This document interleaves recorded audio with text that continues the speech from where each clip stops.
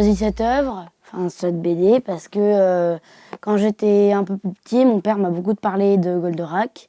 Il m'a montré quelques épisodes et il a beaucoup aimé quand il était plus petit.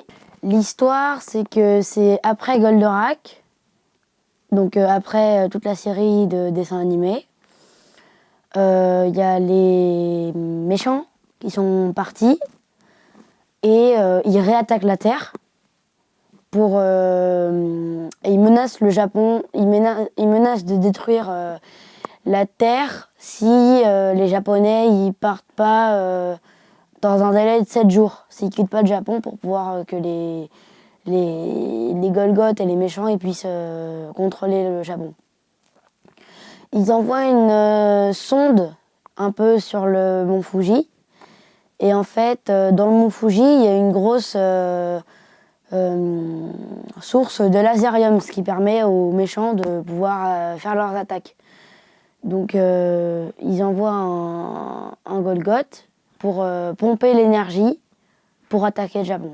Ce qui m'a plu, c'est que en fait, on retrouve toutes les icônes de Goldorak dans le dessin animé et dans la BD. Ça m'a fait penser quand même pas mal à différentes BD que j'ai lues, surtout la plupart des mangas, parce que les visages, ils sont quand même assez bien faits.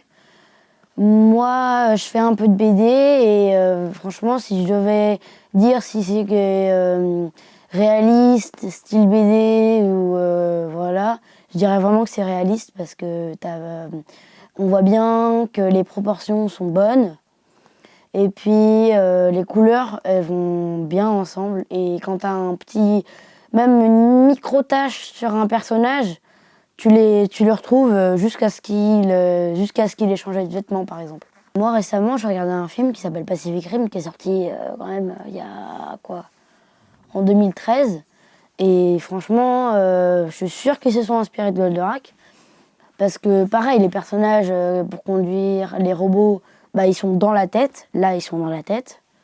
Ils combattent des monstres géants qui viennent de l'espace, comme dans Goldorak. C'est un peu différent, mais quand même, quoi.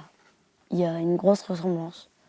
J'ai pas pu m'arrêter de le lire parce qu'en fait, à chaque fin de chapitre, il y a beaucoup de suspense. Donc du coup, t'as tout de suite envie de lire la suite. Donc franchement, moi, je vous le conseille parce que les dessins sont beaux, l'histoire, elle est bien. Et puis, surtout, il y a énormément de suspense.